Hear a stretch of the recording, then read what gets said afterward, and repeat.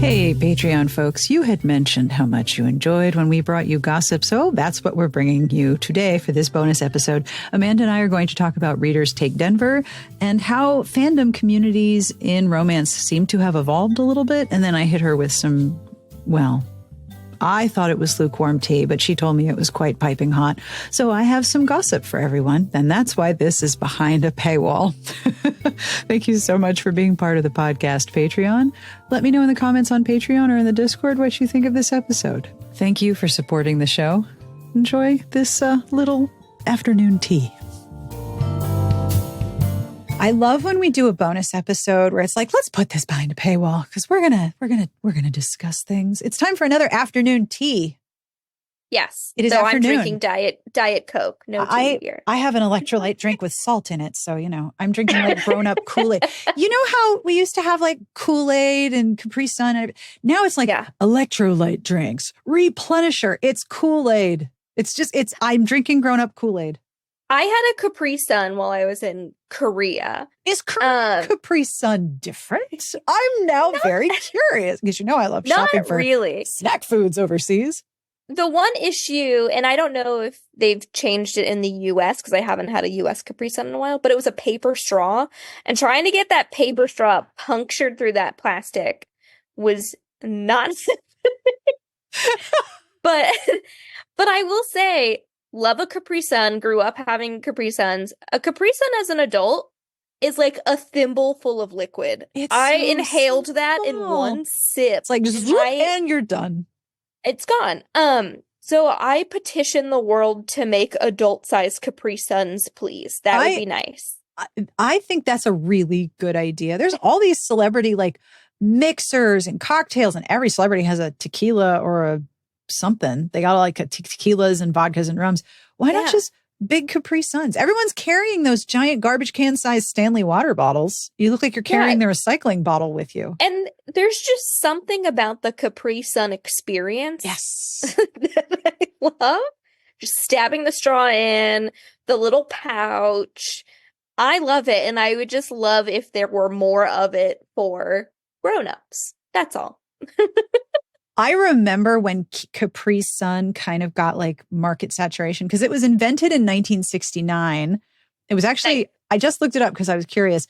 It was introduced in West Germany as Capri Sonne, S-O-N-N-E, and it is now sold in over 100 countries. But I remember the original marketing push when it was like licensed to Kraft or whoever bought it, where it was just everywhere. Like everybody was like, oh, you got Capri Sun in your lunch? That's so cool. Like you were cool if you had a Capri Sun.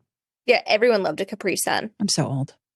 So moving on from drink packages, and we really didn't bring everyone here to talk about Capri Sun in Korea. We're going to talk about Readers Take Denver. Now, what do you know about Readers Take Denver? So I remember posting in the Slack because I saw some authors on Facebook mentioning what a shit show it was. And I posted on our Slack of like, hey, does anyone have more details?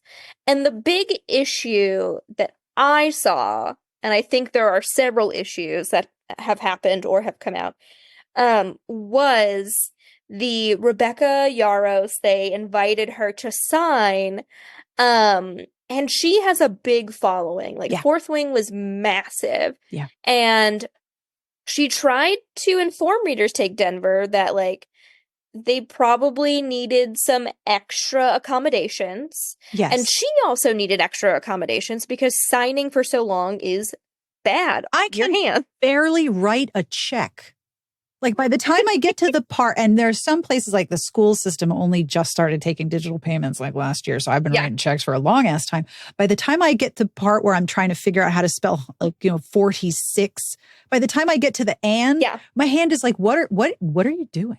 Anytime I have to do that or write it, I feel like a cave woman learning how to use tools for the first time. Like that is the experience I have. But yeah, so I heard that and she was telling them of like, hey, if you're just doing the math of I need to sign X amount of books and you're only having me at a table for X amount of hours, that is not feasible mathematically. The the people who put on the conference kind of blamed Rebecca. They didn't for a kind lot of stuff. Lisa Renee Jones went on the record to the media when they reached out to her and straight up blamed Rebecca Yarros, which I find astonishingly poor. Like, wow. Yeah. And so I felt bad for Rebecca. That is the biggest issue that I know about, and probably the only one that I can recall hearing about. And I saw some other authors come out and was like, I think Kristen Ashley had a bad time. Like, other authors I follow on Facebook soon after the Rebecca Yarros stuff, because she put out a statement on Facebook, were putting out their own about, like, here's my experience at Readers Take Denver, and it was not a positive one. So that's all I know. Okay. That's all I have. So I have some recapping and then I have some secret gossip, which is why everyone's here. I'm ready. Okay. I'm going to call it lukewarm goss. You can tell me the temperature when I'm done. I'm like, this is kind of lukewarm.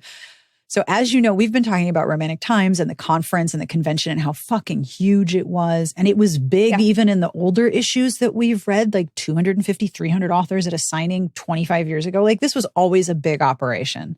Yeah. And so my understanding of what happened with Readers Take Denver is that the minute Rebecca Yarros was announced as an author, they went from under 2,000 registers, like it was like 1,700 people registered, to over 3,000. And that's nearly double. Yeah. It physically takes time to move that many people around. And one of the most interesting pieces of information that I think, because, big nerd, was Rebecca Yarros saying, we can move through about, let's say, 800 readers in 3 hours time. But if you want me to do all 3,000, if all 3,000 people want to meet, then I'm going to need more hours. And I'm like, that's a really interesting kind of math that you have to do as an author. And I've seen some other bigger name authors say, 800 in 3 hours. If it's an event where people have like won and talked to me, or there's a meet and greet, that's a different math. And I'm like, wow, I never really thought about the math of having people meet you in a line. Like, that's wild, but also very important. So I think part of what happened was that the organization of Readers Take Denver was not able to adapt to the scale that it now was. It's one thing to have 1,800 people move through a signing. It's another thing to have 3,000 people move through a signing. And if you think about, do you remember the signing that was at RWA in New York? And people were waiting. And so the way that the New York Marriott works is that you go in on the ground level, but the hotel is actually on level 8. And part of that is to give the hotel removal from street level because it's in Times Square. And so people were waiting on the ground level and then waiting on the 8th floor and then waiting on the 9th floor. And I think maybe the signing was they would move you like from room to room. And tier to tier of the building, simply because they need to do crowd control. And there's only a certain number of people that they will allow to converge on a space at a time based on fire exits and the fact that you're now on the 10th floor and the 11th floor. New York's a little sensitive about that, understandably. So you have these sort of groups of people, and people were like, we're not even at the end of the line. We can't even see where the end of the line is. We're just leaving. And they would just go. And so the turnout got to be lower that year, I believe. They were very disappointed in the turnout. And it was simply just you weren't able to manage the expectations and the wait time and the physical waiting areas of all of those people. So physically moving people around in an event like that is hard. Hotels can handle it, but you also have to have conference planners and managers. The other thing that I heard that happened, and I've seen 2 different reports about this, one in mainstream media and one on a Facebook post, was that there were some military people who crashed the party and were like grinding on and assaulting the women who were dancing at the party who were members of the group. So there were people who like fell. It was too crowded and too frenetic in some places where people couldn't move around. And it was also there weren't like water bottles for people. The other thing that I understand was a big mess was that the conference took pre-orders of books. Like, you pre-order the book, we'll have it here, you pick it up and get it signed, which sounds like a great way to have things move right along. Because, the checkout line at a book signing is forever in your life. It's like waiting for onions. It's like waiting for onions to caramelize. It's going to take a while. And the pre-orders were somehow lost or mismanaged or misplaced, and people who had paid for books didn't get them. And some people saw... Or authors just lost boxes of books. Yeah, boxes were lost. One person I saw said that they thought that the books that were pre-orders were inadvertently put in the goodie room, which is where free shit goes. So people were just picking up books. They're like, oh, this is great. I got a copy of this book. But that was actually a book somebody else had paid for. The problem there, I'm imagining, is that when you pay for something and then you don't get it and you charged it on a credit card, you contact your credit card company and you do a chargeback. That's going to fuck up the credit card rating system or the credit card. It's going to funk up the credit card rating functionality for that business because you got all those chargebacks. Oi, that's not good. That's not good.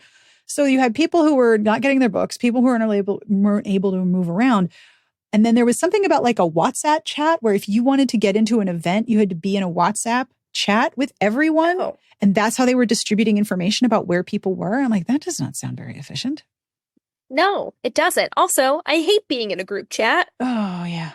Super with bad. People I actually like. I don't want to be in there with strangers to get into an event. And the first thing I thought of was when I heard all of this mess, like, oh, that sucks. That's awful. And I've also heard from people who were there representing companies.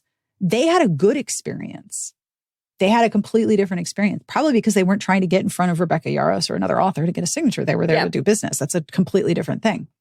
So the first thing I thought of when I heard all of these horrible experiences was, how did RT manage to do this for so many years with a core group of volunteer people? It was a mammoth undertaking. They had full-time people running the conference. One of them is Jo Carroll Jones, who then ran Book Lovers Con, which I think has shut down.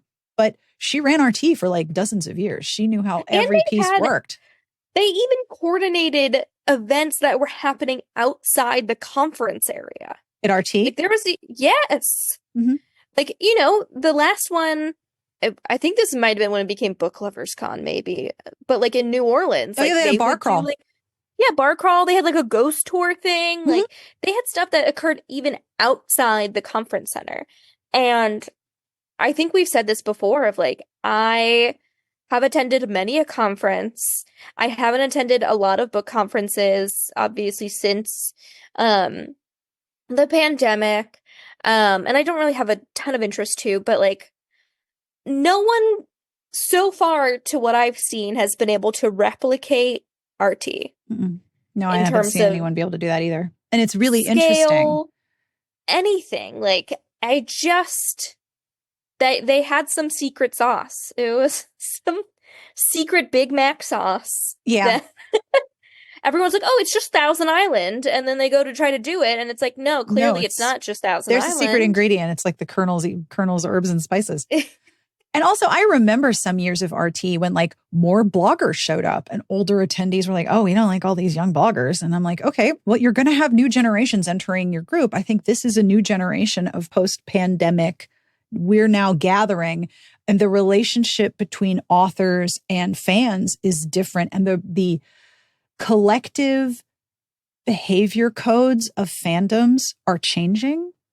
And there's a different expectation of, but you know what? Now I wonder, do you think there's a different expectation from fans to authors now based on like 10 years ago at RT? Because people used to like run to be the first in to get to Sherilyn Kenyon at RWA if you were going to get a special ticket to her party. That was the year she was wearing a swan hat and Nora Roberts went off about it. I want to say that was 2007. That was my first RWA. Sherilyn Kenyon wore a giant swan hat at the signing and said, if you're one of the first whatever people, you're going to get a special thing and you're going to get to an invitation to a special party. So people were like running through the room to get to her. And I think Nora had a lot of negative things to say about that. And I thought, well, that sort of sounds like fandom now. That seems like a normal thing that would happen. And that was 2007. There is a difference now. I'm also very curious. I'm curious too if anyone putting these things on has ever been to an RT. Let me tell you about that. But what I think too is like fandom stuff. When I think about going to an RT, and I know I'm a bit of an outlier in that like I don't really exist in fandom spaces. Like I am part of a fandom, but I don't really interact in a fandom or in a community. That's just not my thing. But if you look at RT programming, right, they would have a big signing, but they would have panels. And sometimes those panels would be run by authors, or sometimes it was just a fun party to get together with other readers. We used to host games. Yeah. Yeah, and no authors were involved at all. And I feel like the book conferences and conventions that I'm seeing now are author focused. Come meet your author, come get your special editions signed by your favorite author. I don't see more of a focus on reader community separate from the author, but more of like the author is here and that community or fandom gets to be in their presence, gets their book signs, gets special whatever. So you're seeing conferences where it's an author's fandom and another author's fandom and another author's fandom all in the same place. And maybe there's some overlap there, but it's an author's fandom, whereas RT was a reader fandom. It was all romance. Like there were some authors that people were desperate to get their stuff signed and see them, but it was more about the fandom of being readers. And this is our conference, and it was more reader community focused.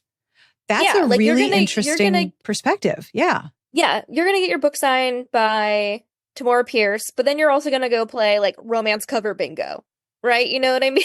Oh, yeah. And I don't really see those both sides of being a reader represented in this new sort of crop of conferences and conventions. Do you remember when I did boner donor bingo? Yes. So I ran at RT, I ran a bone marrow donation drive. And for bone marrow donation, you swab the inside of your cheek, you shove it in the thing, and you send it in. So I reached out to the National Bone Marrow Registry, and I did a lot of promotion, and I explained that there are a lot of people who need bone marrow transplants who are marginalized people of color from smaller communities, and bone marrow is a pretty intricate match. But donating bone marrow is no small deal, but it is truly like life-saving. Like you can do it once and you've saved somebody's life. So I did a boner donor bingo where I wanted people to register for the bone marrow donation registry. And I got a bunch of prizes and we played bingo. And if you wanted to join, you just came on in. And I reached out to our team, was like, this is what I would like to do. And they were like, sure, you can have a room. They didn't even make me pay for it. They were like, no, this is great. You should do this.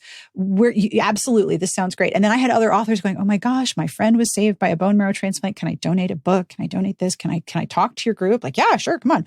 But I was making fun of boners, like bone marrow, boner. Yeah. Like I was being as like inner 12-year-old boy as possible about this. But I still remember thinking, I didn't get charged for that room. They didn't like make me pay any overhead. They were like, here, have a space, run your thing, do it yourself. And I look at that and I'm like, that's a thing that you do at a reader community where it's not out of place to do that at a reader community. I hadn't thought about that in a long time. Yeah.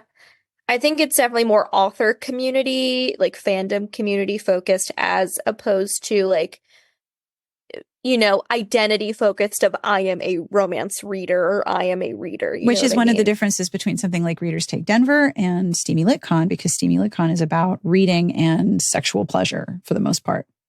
I think that in the last 5 years, fandom has evolved, and you are not just a fan of a thing, you are a fan of the person that created the thing. And then there's the sort of activist fandom where you like go and battle people who dislike the person who made your thing. And I'm like, that's exhausting.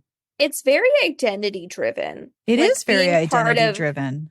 Yeah. Being part of a fandom signals something, right? Yep. It signals something to communities. It signals something to other people. And it sounds exhausting. It does sound exhausting. I'm going to stay in my hole and exist in my fandom as like a little island unto myself. And that's fine. All right. So here is my lukewarm gossip. I know you've been listening for this long. Like, where the fuck's the gossip? Here it is. Okay. So first of all, some background that I learned because I've been doing some low-key research because I really I loved attending some parts of RT. Like some parts were exhausting and insane and some parts were completely unhinged. But I really enjoyed it. And I kind of wonder now, like, what was the logistical process of making that happen? And I think once you've done it once, you can do it again. And once you've done it twice, it's a lot easier to do a third time. And I think this was the second Readers Take Denver. So that might also be why the wheels fell off. Lisa Renee Jones was taking meetings with different publishing houses because she wanted Readers Take Denver. Now you'd think that like her goal would be to reach something like RT or she's been to an RT. Oh, yeah. I know Lisa Renee Jones has. Oh, yeah. She's one of the covers that we're voting on for the June issues, or the June episodes. So allegedly, she was meeting with publishing houses and saying, I want Readers Take Denver to be like the London Book Fair and the Frankfurt Book Fair. And I want you to bring international rights people. And I want you to bring your subsidiary sales department. I want you to bring your corporate negotiating offices to the conference. She wanted it to be like an industry business conference like Frankfurt and London. Now, Frankfurt and London are massive international book fairs. The biggest equivalent we had here was BEA, wouldn't you think? But also, girl, wake up. You've been writing romance for how long? That's not what this is. That's not going to happen. Those are two separate, very separate things. And like, that's the problem RWA had. RWA, when it started, their conference was supposed to be a business conference. It was supposed to be a meeting about the business of romance and how they were going to influence and like figure out how it was going to become a business. And it became like a social thing. And the founders, I think Vivian Stevens and some of the other founders disagreed about the focus of RWA being a business or being a social event. And so much of RWA became social event over business. And that's a thing that's happened before. The other thing I think that's interesting, and I'm sure I'm going to sound like such an old fart, but I think that people forget that these problems have existed before and this has happened before. The idea of how you're going to gather all of these people and make a big business conference, this has happened before. Like all of these problems are things that we've seen before. So she really wanted Readers Take Denver to be like a corporate publishing event and that people were going to come and negotiate international rights. And I'm like, all right, get a better name, first of all, if you want this to be a corporate publishing event. If you have an event called Readers Take Denver. Why does the vice president of this department going to be like, oh, that's for me? That does not signal this is a business conference, not a reader convention. So you already have this wide focus. Like she's got Rebecca fucking Yaros. If Rebecca fucking Yaros signed up to do something that I was running, that would be my full-time job, just managing the crowds there. Like that is going to be a massive amount of logistical arrangement. And also, Rebecca Yaros, if you want it to be a business event, could have added a lot of interesting business discussion. Because I remember when she started, I think she had like new adult romances with Entangled about like X Games competitors, right? Like you could have done some really interesting business discussions about her career trajectory if that's what you wanted. Yes, that's very true. That is very true, actually. But I really think that part of the problem was just a lack of understanding of the focus. Like, who's your audience for this gathering? You've got a weekend. Who is your audience? And it's very hard to say, okay, it's both the international rights and the subsidiary rights department of this massive conglomerate, corporation, and also fans. Like, fans don't give a shit about your international rights. Like, that's silly. Moreover, I think they were so hypnotized by having a name like Rebecca Yaros that they really didn't account for everything that comes with having a big name associated with your conference, like Rebecca Yaros. Yeah. Like you've just invited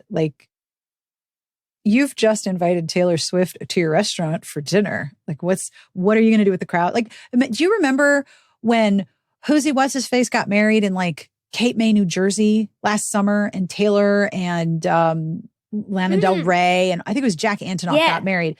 They were they were like at Beach Haven Gardens, which is like a summer town. And there's like people standing on the beach outside some restaurant, like chanting her name. And I'm like, no one anticipated that this would be the case, that Taylor's want to walk around Cape May and like, okay. Anyway, so there's that. The other thing that I learned, let me grab I have notes. I just need you to know I have notes. I don't fuck around with these bonus episodes. I got notes. So not only did she want this to be like this big, like publishing thing, and also let's just talk about the absolute fucking hilarity of expecting a publisher to like pay for the travel of all of these people to Denver. But either way, she wanted it to be this big corporate thing. And like, in what world is a publisher that's no longer spending money on RT or RWA or any of these things going to start spending all that money to send like their departments that don't usually go to conferences unless it's like, London or Frankfurt. Okay. So, you don't know who your audience is. You mentioned, have any of the people that run Readers Take Denver ever gone to RT? Apparently, she went through at least 3 different event planners, and one of them was Joe Carroll Jones from RT. Oh my God, Amanda's face right now. Joe Carroll, who is extremely diplomatic, but will also tell you what she's thinking. But in a very like Southern bless your heart kind of way. Like I once asked her about somebody that she was no longer working with. And I said, do you miss working with this person, or is it easier now? And she went, do you see my smile? And I went, oh, okay. Yeah, I get it. I get it. So she, Lisa Renee Jones, allegedly went through at least 3 different event planners. So these are people whose job it is to move 3,000 or more people around in 3 days. And she fired them one after the other because they kept telling her about the changes that they were going to have to make to the conference schedule and the structure of the conference to accommodate all of these people and the way that the attendees were changing basically the function of the whole weekend. She didn't want to hear it. She didn't like what she was hearing. So she'd fire them. She'd hire somebody else. So you had all of these event planners coming in and starting over and over leading up to the conference. And one of them was the person who ran RT. Yeah, I mean, like, I'm going to say something that's not diplomatic. Sure, why not? If the person who was in charge of making Catherine Falk's vision come to life over and over again, running the Mr. Romance pageant without too much of a shit show. No.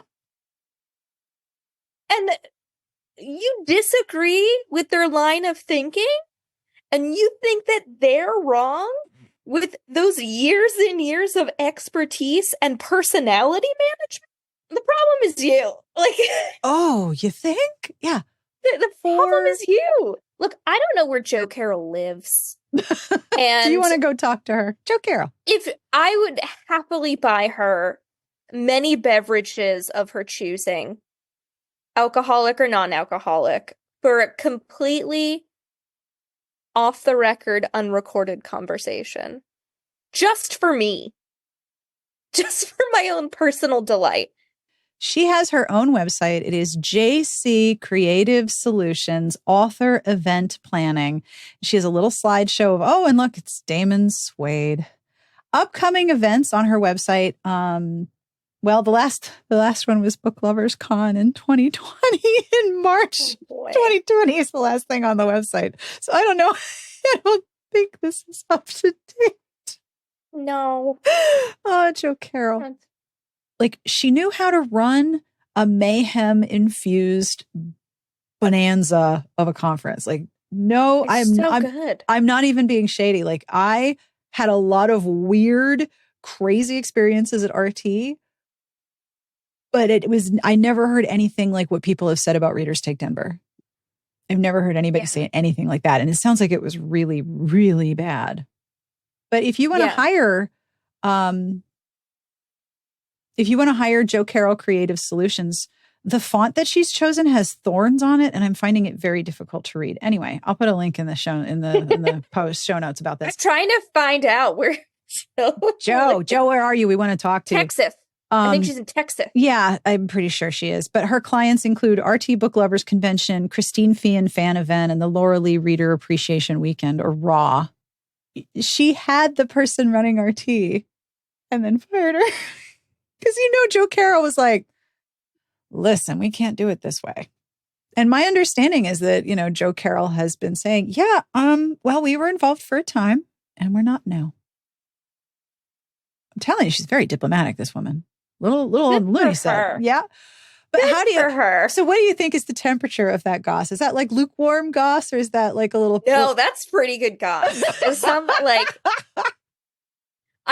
who's never been to an RT and doesn't know who Joe Carroll is might not understand how good that gossip is.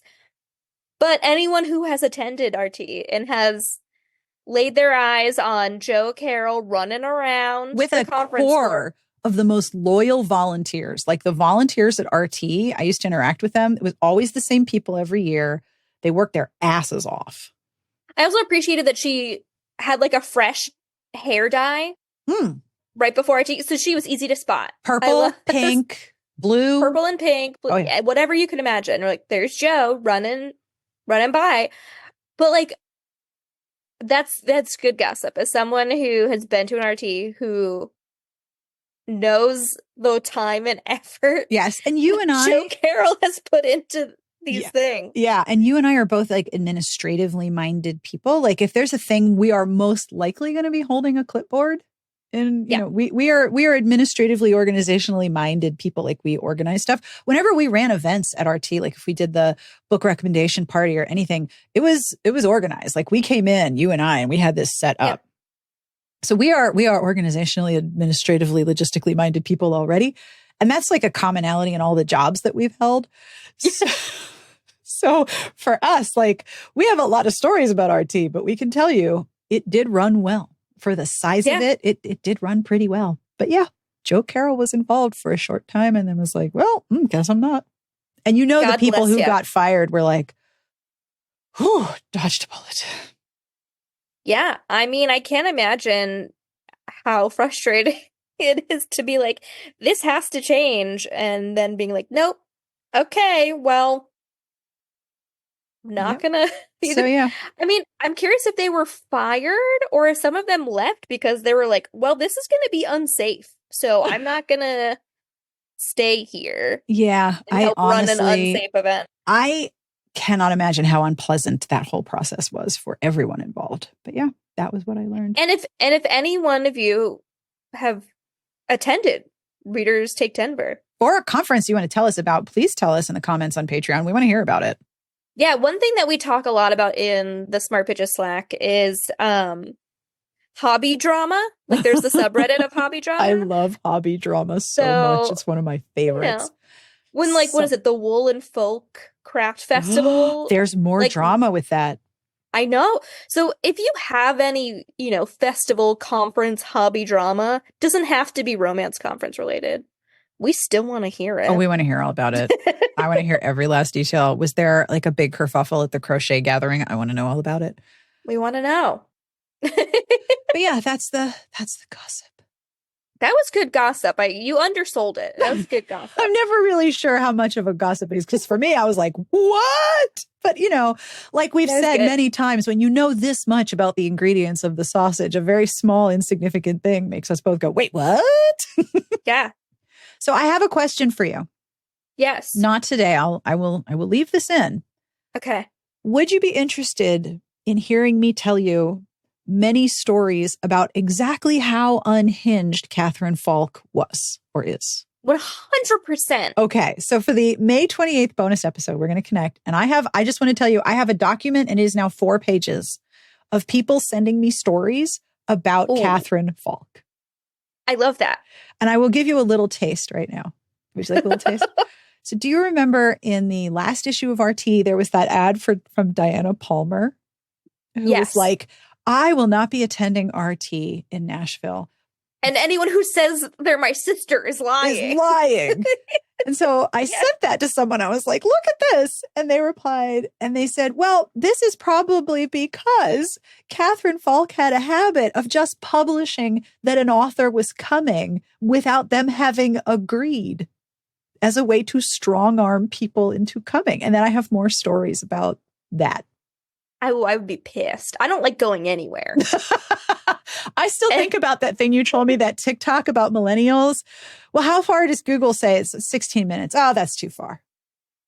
Yeah. I can relate. I can completely relate. But yeah, we'll do a bonus episode and I will share with you my research of how absolutely unhinged Catherine Falk's behavior has been over the years. I mean, I love it. Well-behaved women do not make history.